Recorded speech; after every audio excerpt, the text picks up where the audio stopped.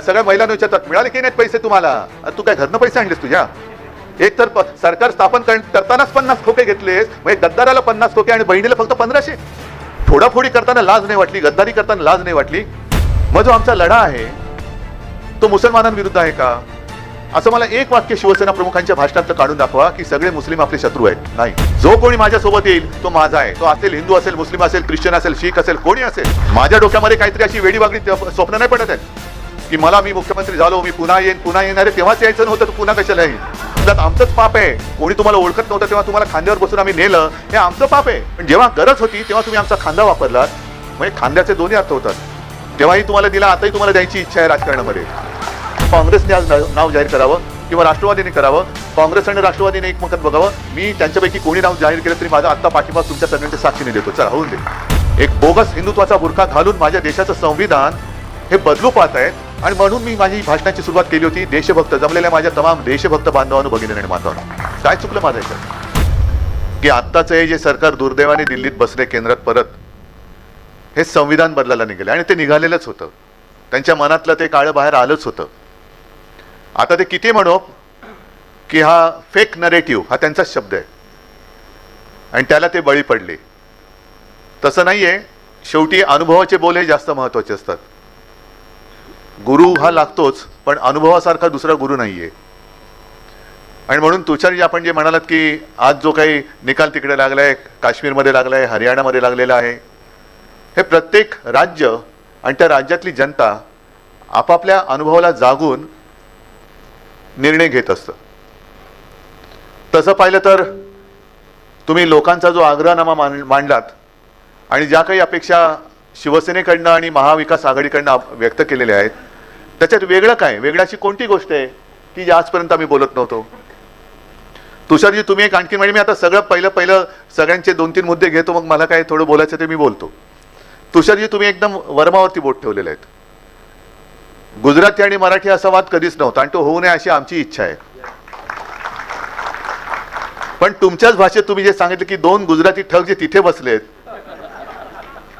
एक मान्य करावंच लागेल की त्यांनी केवळ मुंबईमध्येच नव्हे तर संपूर्ण देशात गुजरात आणि देश अशी मध्ये एक भिंत बांधलेली आहे. अयोध्येमध्ये का हरले, वाराणसीमध्ये का पाठी गेले? कारण अयोध्येतल्या लोकांना तुम्ही जाऊन विचारा. मला जी काही अगदी हाताच्या बोटावरती मोजण्याएवढी लोक भेटली, एक तर तिथले खासदारच माझ्याकडे घरी येऊन गेले होते मातोश्रीला. आता अयोध्यामधली लोक ही काय हिंदुत्ववादी नाही आहेत का, जिथे राम मंदिर बांधलं? मग अयोध्येत जिथे राम मंदिर बांधलं, घाईघाईत बांधलं, गडकं बांधलं, निवडणुकीच्या आधी एक उरकायचा म्हणून तो कार्यक्रम उरकलात, एवढं होऊन सुद्धा तो तिथला राम तुम्हाला का पावला नाही? अयोध्येत तुमचा पराभव कोणी केला? याचं कारण आज अयोध्येतलं जे चित्र आहे की ते म्हणाले हे सगळे जे काय आम्ही केलं हे कोणासाठी केलं? अदानीसाठी केलं का? लोढासाठी केलं का? जे अनेक कारसेवक तिथे गेले, काही शहीद झाले, रक्तबंबाळ झाले, काहींना आयुष्यभरचं अपंगत्व आलं, हे कोणासाठी त्यांनी केलं? लोढासाठी केलं? कोण? सगळे कॉन्ट्रॅक्टर यांच्या राज्याचे, कॉन्ट्रॅक्टर गुजराती. आता ते तर म्हणतात तिकडे की पुजारी पण तिकडनं आणतात. का करताय हे सगळं? हा जो काही लढा आहे, शिवसेना मुळामध्ये जी काही शिवसेना प्रमुखांनी स्थापन केली, ती प्रत्येक राज्यात भूमिपुत्राला न्याय तिथल्या तिथे मिळालाच पाहिजे. महाराष्ट्राच्या भूमिपुत्रांचा प्रश्न आहे, तिथे मराठी माणसाला न्याय मिळालाच पाहिजे. याचा अर्थ असा नाही की आम्ही इतरांचे शत्रू आहोत. आम्ही आमचा हक्क मागतोय आणि न्याय हक्क मागणं हा काही गुन्हा नाही, हा काही अपराध नाहीये.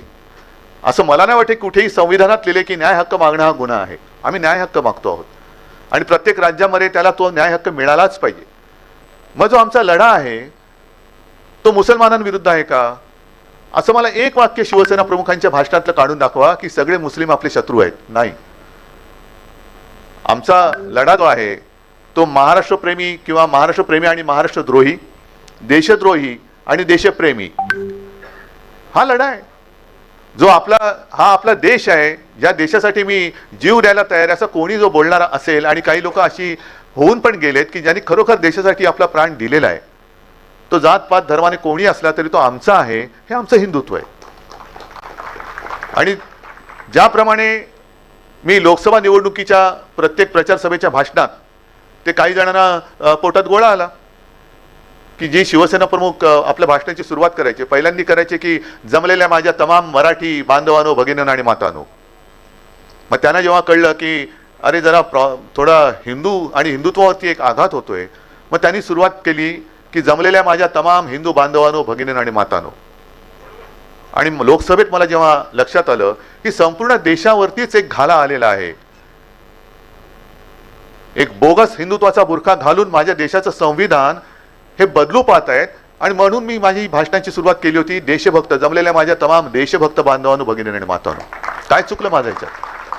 काय देशभक्तांमध्ये हिंदू येत नाही, देशभक्तांमध्ये मुसलमान येत नाही, ख्रिश्चन जे जे कोणी असतील ते येत नाही त्याच्यामध्ये? आज सुद्धा महाराष्ट्र रक्षणासाठी, महाराष्ट्र धर्माच्या रक्षणासाठी जो कोणी माझ्या सोबत येईल तो माझा आहे. तो असेल हिंदू असेल, मुस्लिम असेल, ख्रिश्चन असेल, शीख असेल, कोणी असेल, गुजराती आहेत.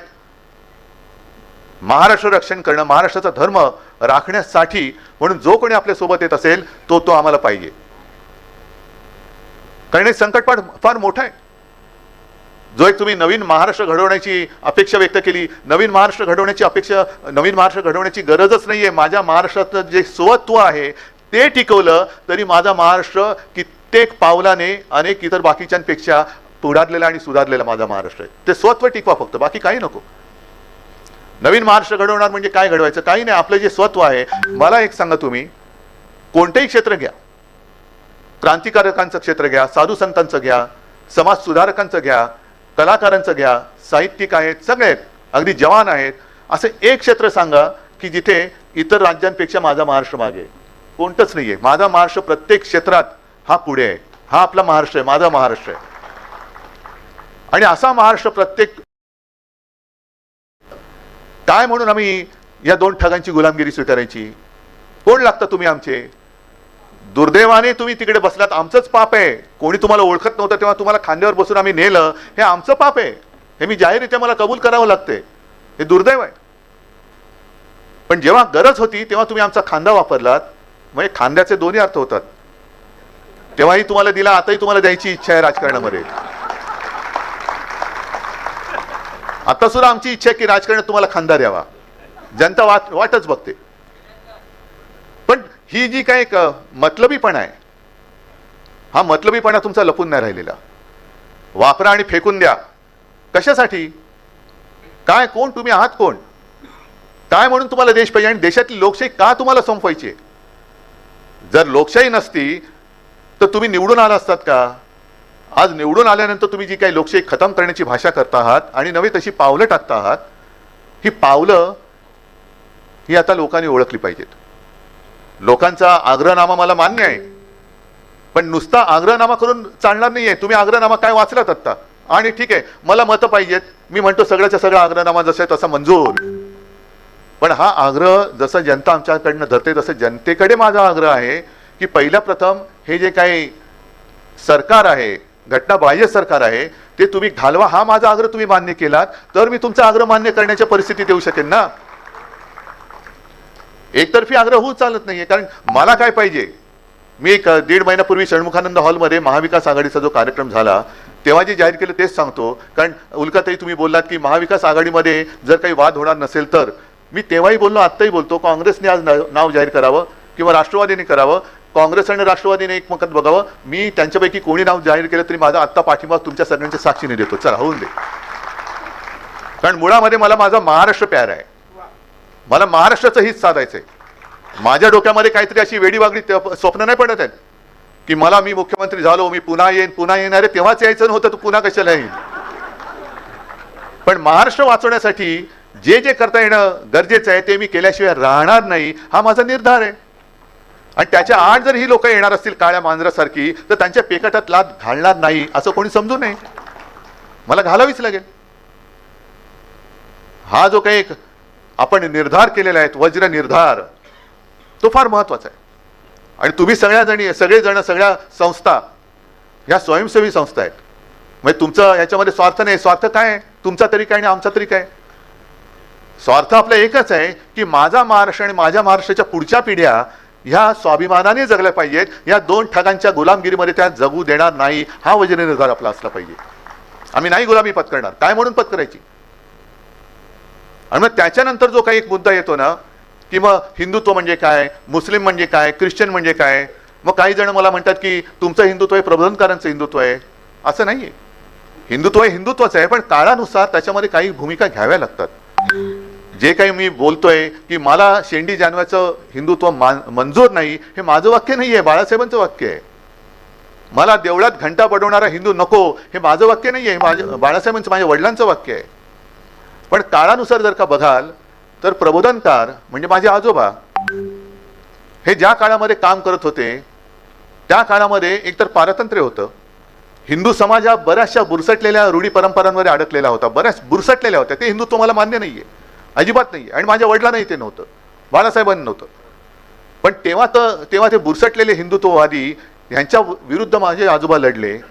जो लढा डॉक्टर बाबासाहेब आंबेडकरांनी दिला तसाच लढा माझ्या आजोबांनी दिला. नंतर शिवसेना प्रमुखांचा काळ आला. आम्ही भाजपच्या नादी लागलो होतो. त्यांनी एक जे वातावरण केलं ते आज सुद्धा वातावरण तेच आहे. त्या वातावरणात ते बाहेर आपल्याला आणू इच्छित नाहीयेत. नेहमी मी जे सांगतो की लोकांची घरं पेटवणारं हिंदुत्व आहे आमचं हिंदुत्व नाही, तर घरातल्या चुली पेटवणं हे आमचं हिंदुत्व आहे. आणि शिवसेना प्रमुखांच्या काळात हिंदू मुस्लिम असा वाद होताच. तो घडलेला एक फार जुन्या काळातला नाही, अलीकडचा आहे. मग तेव्हा हे समाज सुधारण्याचे मुद्दे थोडे बाजूला पडले. आता मी भाजपला सोडलं म्हणून मी काय हिंदुत्व नाही सोडलं आणि सोडणार नाही. पण त्यांचं जे काय चालले थोतांड, हे हिंदुत्व आमचं हिंदुत्व नाही हे मला कळलं, म्हणून मी त्यांच्यापासून दूर झालो.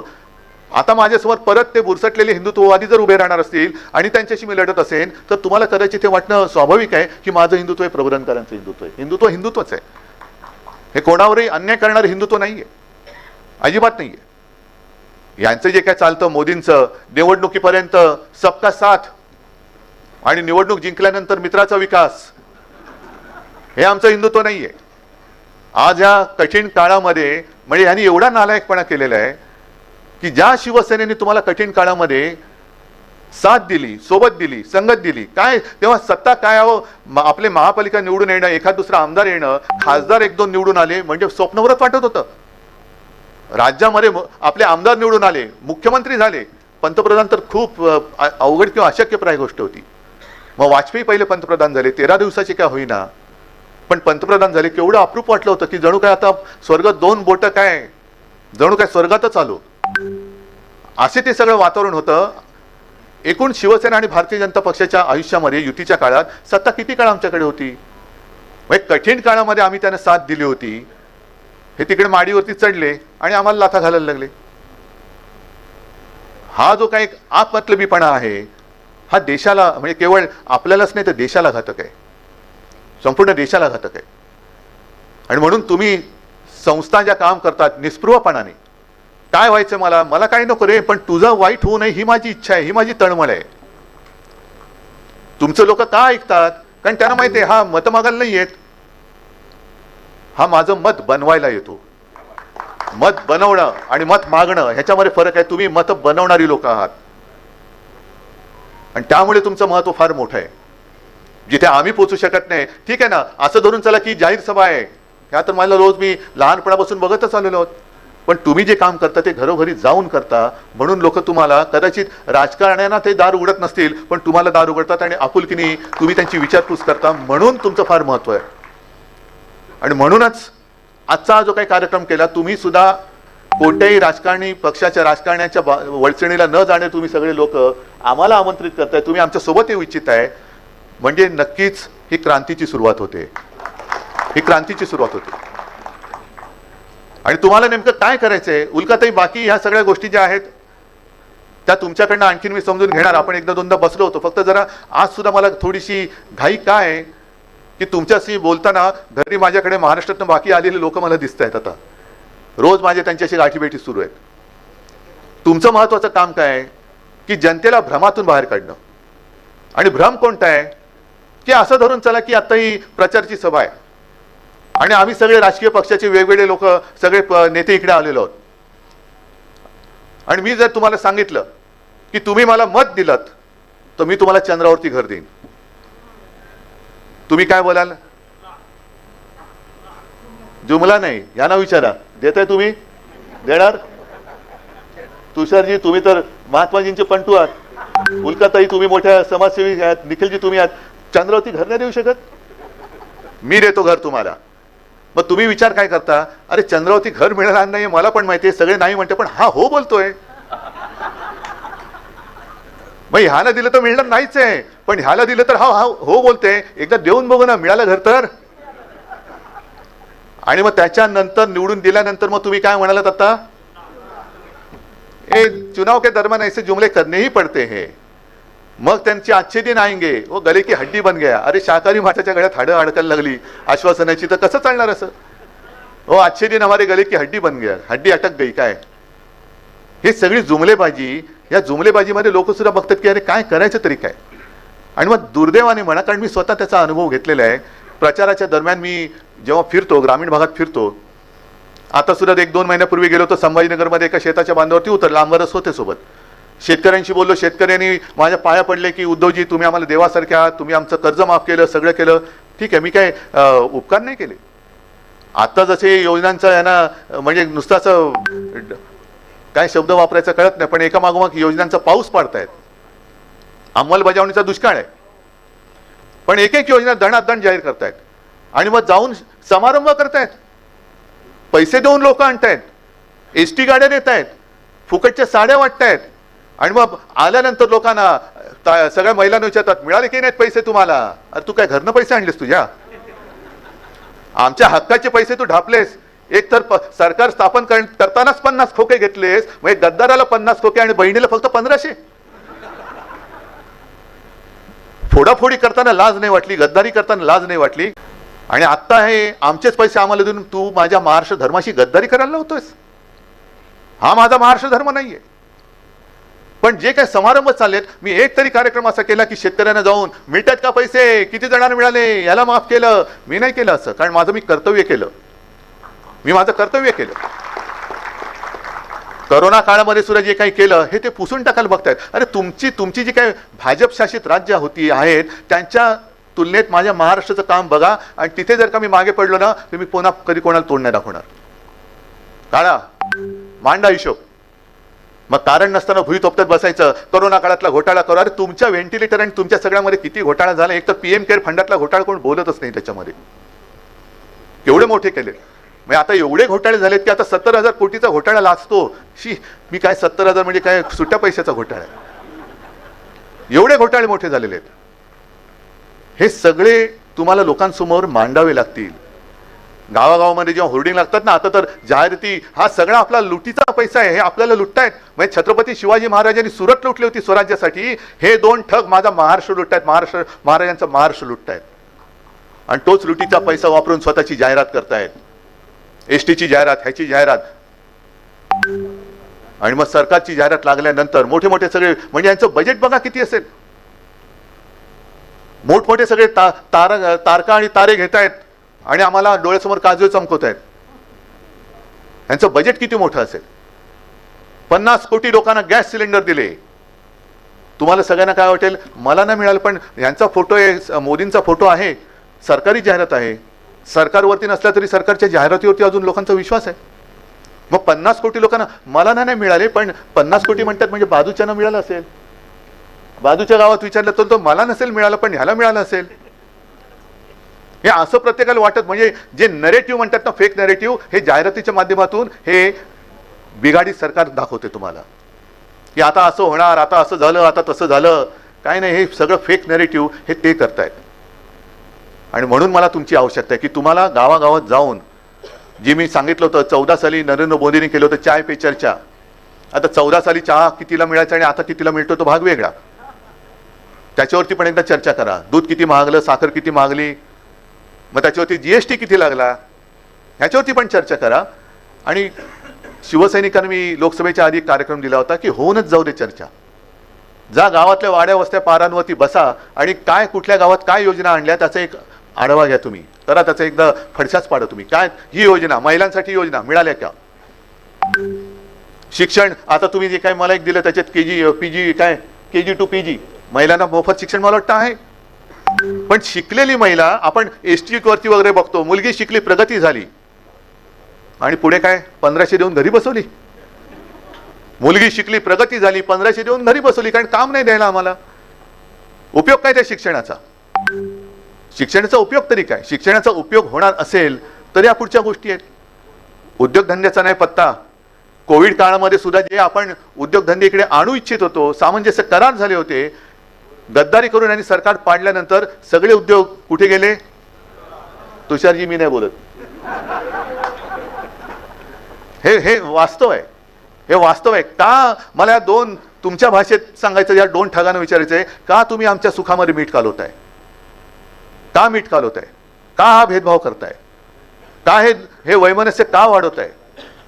आणि म्हणून शिवसेनेची स्थापना करताना शिवसेना प्रमुखांनी जे एक सांगितलं होतं, मराठा मराठेतर 96 कोळी, 92 कोळी, ब्राह्मण ब्राह्मणेतर, स्पृश्य अस्पृश्य, घाटी कोकणी असे सर्व भेदाभेद गाडून मराठी माणसाची भक्कम एकजूट बांधा. मग तीच आज वेळ आलेली आहे. आणि मराठी म्हणजे आम्ही तर आहोतच, पण आता तुम्ही सांगितलं की तुमची मातृभाषा मराठी आहे. हे सगळे इथे जन्मलेले आहेत आणि वर्षानुवर्षे इकडे राहत आहेत. ते सगळे आम्ही मराठी मानतोच आहोत. पण ते मराठी मानून आमच्यासोबत येत आहेत की नाही, हा प्रश्न आता त्यांना सुद्धा विचारण्याची गरज आलेली आहे. की जेव्हा राज्य संकटात असताना, राज्य लुटलं जात असताना आम्ही लढायला उभे आहोत. अभिमान आहे मला माझ्या महाराष्ट्राचा की संपूर्ण देशामध्ये लोकसभेमध्ये महाराष्ट्राने या मुजोर सत्ताधाऱ्यांना गुडघ्यावरती आणलं. ह्याचा मला अभिमान आहे. नाहीतर 400 पार काय, 500 पार काय, 1000 पार, नुसतं आर पार चालले होते. पण त्यांना गुडघ्यावरती आणण्याचं काम करू शकला तो फक्त आणि फक्त छत्रपती शिवरायाचा महाराष्ट्र करू शकला. आणि तोच महाराष्ट्र आज आपल्याला वाचवण्यासाठी आपण एकत्र यायचंय. त्याच्यामुळे तुमच्या ज्या काही मागण्या आहेत, मी शुक्लाजींना सांगितलं की तुम्ही ज्या काही सगळ्या गोष्टी मांडल्या, बसा आमच्या अंबादासजींबरोबर बसा. अंबादास दानवे आहेत. वचननामा, आम्ही जाहीरनामा आग्रहनामा म्हणतच नाही, आम्हीचा वचननामा असतो. जे बोलतो ते करून दाखवतो आणि जे करणार असतो तेच बोलतो. तर तुम्ही जरूर त्या मागण्या आमच्याकडे द्या. त्याच्यावरच्या योजना काही असतील, धोरणं, एक मला आवडला शब्द, योजना आहेत पण धोरणं नाहीत. हा एक आवडला मला शब्द, योजना आहेत. आणि योजना म्हणजे कशा? हेच मोफत साडी वाट, 1500 रुपये दे, हे आहे, पण हे धोरणात्मक नाही आहेत ना. लोकांना दूरगामी परिणाम याचा काय होणार आहे? किती काळ माझी बहीण 1500 रुपये घेऊन तिच्या बेकार भावाला सांभाळणार आहे? किती काळ माझी आई 1500 रुपये घेऊन तिच्या मुलाला सांभाळणार आहे, बेकार मुलाला, ज्याला नोकरी नाहीये? घर कसं चालवणार? मुलाचं शिक्षण कसं करणार? आम्हाला हक्काचं पाहिजे.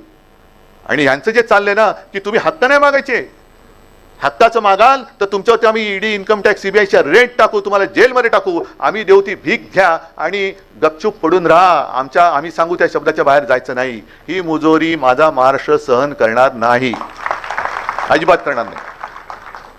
आणि म्हणून आजपासून जे मी म्हटलं की ही क्रांतीची सुरुवात आहे. क्रांती म्हणजे काय लगेच जाऊन काय हाणामारा करायच्या, रक्तानी करायचं असं नाहीये. जशी पूर्वी बुलेटनी क्रांती झाली, आता बॅलेटने होऊ शकते, बॅलेटने होऊ शकते. आणि ती करण्यासाठी मला तुमच्या सगळ्यांची साथ, सोबत आणि संगत पाहिजे. बाकी मला भावी बिवी काही नाही. मला दिसतोय तो माझा छत्रपतींचा महाराष्ट्र, शाहू फुले आंबेडकरांचा महाराष्ट्र धोक्यात आहे. तो हे लुटायला निघालेत आणि त्याचं रक्षण कसं करायचं हाच एक प्रश्न माझ्यासमोर पडलाय. पण तुम्ही सोबत आलात, आम्ही तर उतरलेलोच आहोत. महाराष्ट्र हा कोणत्याच क्षेत्रात मागे नाही आहे.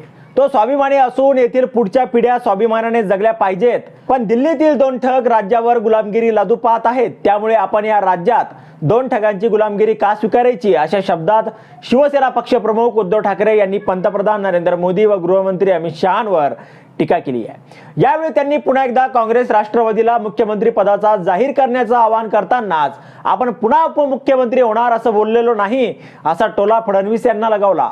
लोकशाही, संविधान आणि महाराष्ट्र धर्माचा जागर करण्यासाठी शिवसेनेची राज्यव्यापी वज्र निर्धार परिषद दादर येथील शिवाजी महाराज मंदिर सभागृहात आयोजित करण्यात आली होती.